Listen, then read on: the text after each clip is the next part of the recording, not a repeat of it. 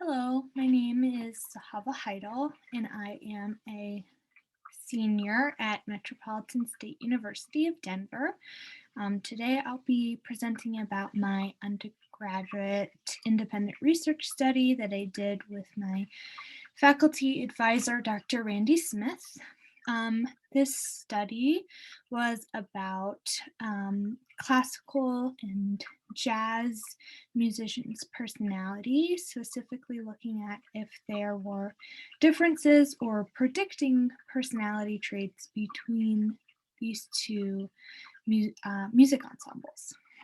So I'm going to zoom in on this poster just so we can see it a little bit better. So I started kind of on this journey by learning that music taste was related to personality. For example, individuals who are more extroverted tend to like more popular music. And then I started getting more intrigued about musicians' personality, and I saw that quite a few studies have been published about how the type of musical instrument a musician played is also related to the musician's personality. So for example, percussionists tend to be more extroverted, and this could maybe be explained by the loud and standout nature of their instruments like snare drums and timpani. So as I was learning more about musicians' personality, I saw that there was a gap in the literature regarding if there was ever any significance found with differences between music ensembles and personality. And I kind of came to this question because I figured since music taste is related to personality, the kind of music you like is probably the kind of music you play. So potentially there could be significant results there. So that kind of led me to these hypothesis and research questions. I specifically picked jazz and classical because I know there are big ensembles, especially on college campuses. So I hypothesized that jazz musicians would be higher in openness as well as extraversion, due mostly to the nature of improvisation in jazz. And this question 3 and 4 are hypotheses for logistical regression. So seeing if there are predictors predicting personality traits for jazz ensemble membership and classical ensemble membership.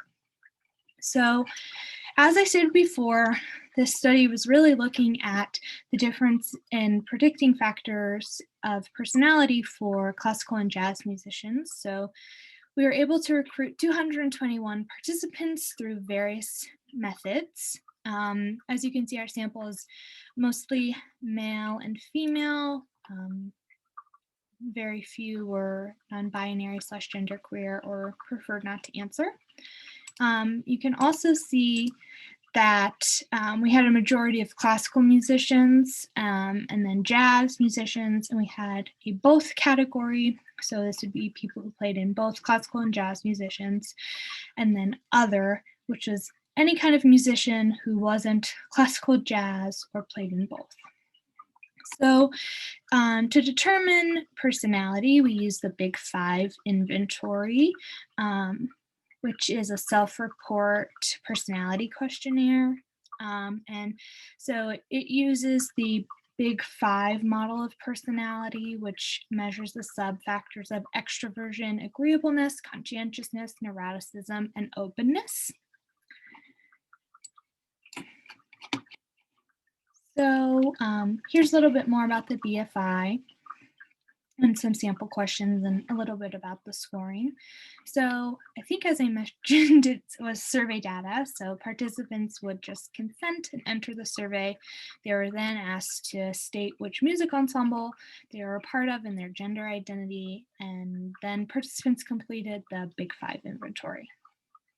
So here's kind of some descriptive data about the classical and jazz musicians in our study with the mean and standard deviation of the BFI subscales. So As you maybe might have assumed kind of from these descriptives, there were no significant differences among the ensemble membership and personality. And this was done by conducting an ANOVA. However, there were a few significant predictors. So in this blue graph, you can see that jazz musicians who score that low conscientiousness was a predictor for belonging to a jazz ensemble. And then this green graph, you can see that higher agreeableness scores were predictors for jazz ensemble as well.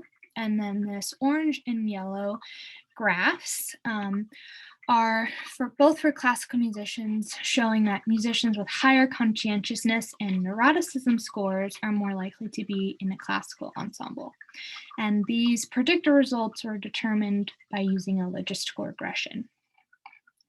So, as I mentioned before, there were no significant differences in terms of personality between jazz and classical musicians. This could be potentially why there is a literature gap.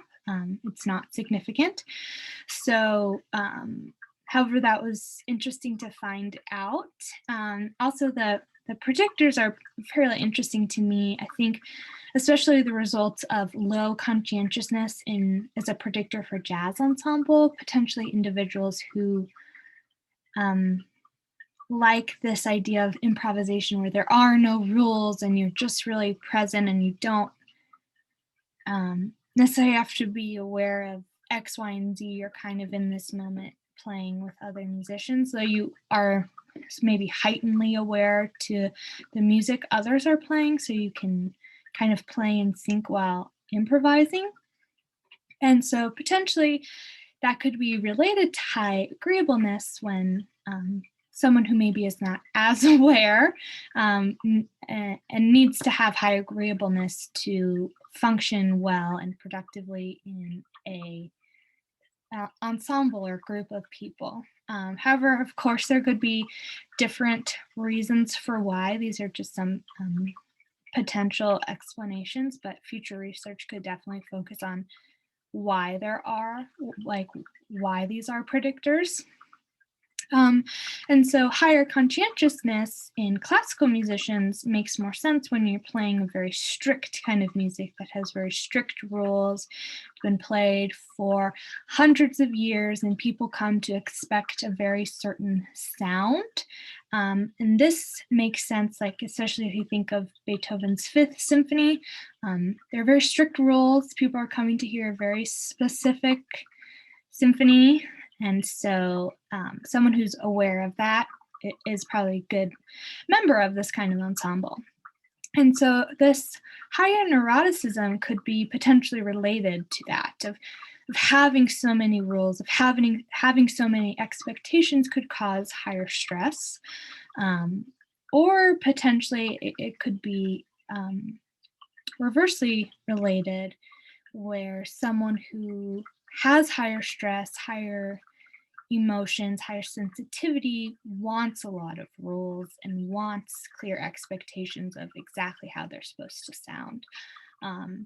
However, future research could really focus on this, understanding these results. I think these results are most beneficial for music directors to help them aid in cooperation and teaching of their music ensemble and being aware. I think also good for musicians to just be aware of these things, especially just being aware of having a significant predictor of having higher neuroticism for classical musicians. But thank you for watching my presentation.